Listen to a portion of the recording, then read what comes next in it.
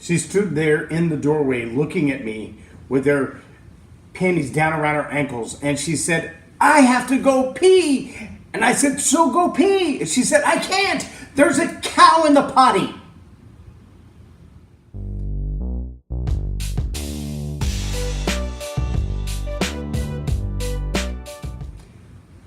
I'm J Loren Norris with Leading Leaders Podcast. Sometimes in communicating ideas and concepts, humor plays a good part in allowing people to emotionally move into the story. Things that bring the barriers down, things that make you think about the scenario, and when maybe you've been in a similar scenario, when something happened that changed the way you looked at things. See, that little moment that I just shared was about a 5-minute ordeal that happened while I was actually conducting a telephone interview for a job that would cause us to move 350 miles across the state to take the job.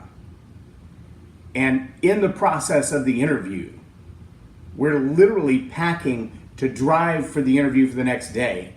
And my daughter, who was barely 2 years old, not quite 3 years old, came around the corner and was telling me that she had to go pee.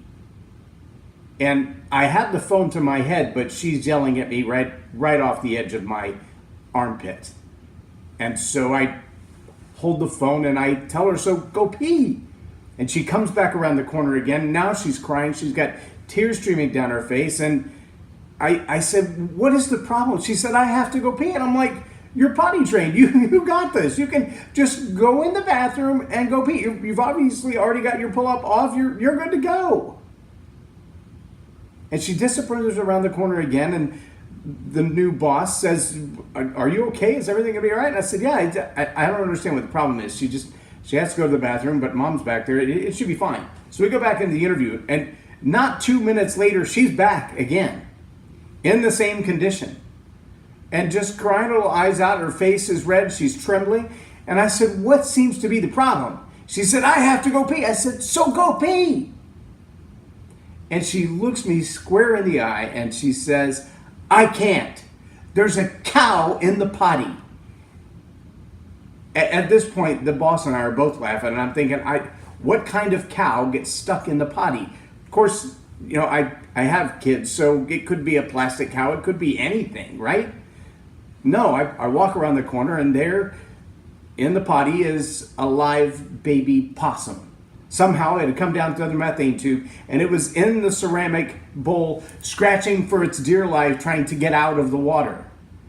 And so you can imagine it, 2.5, 3 years old, staring face to face with this possum at eye-to-eye contact, and both of them terrified.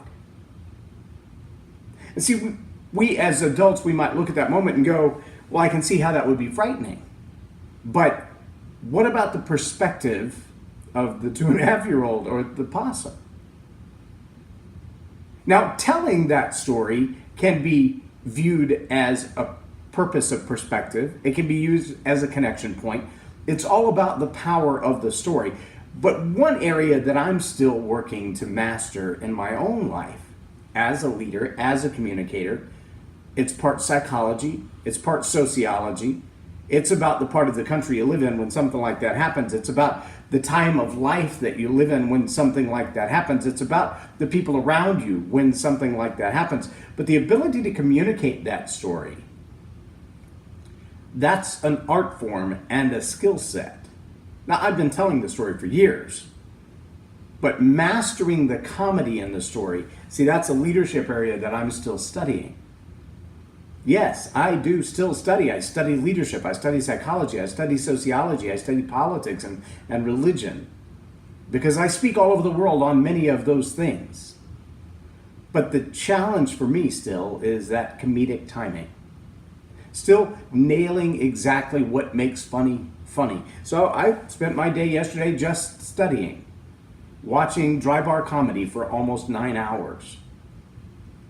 What is it that you still admittedly look at as an area in your life in communication or leadership where you could make drastic improvements?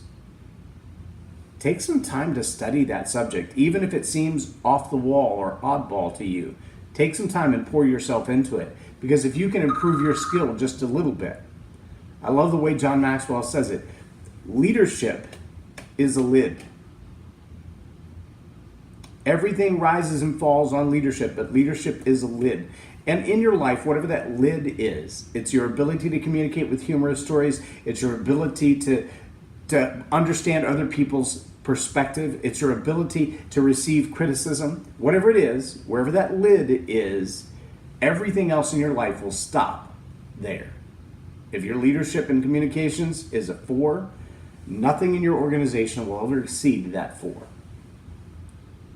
So whatever the gap is, wherever it is, and you may already be an 8 or a 9 on it, but could you be a 10? Whatever that area is in your life that you realize there's just a little bit of margin to grow, I want to challenge you as a leader to dig in a little bit, humble yourself a little bit, study some people who have mastered the skill you have not yet mastered. I'm J Loren Norris with Leading Leaders Podcast for Tell It Like It Is TV. Have a blessed day.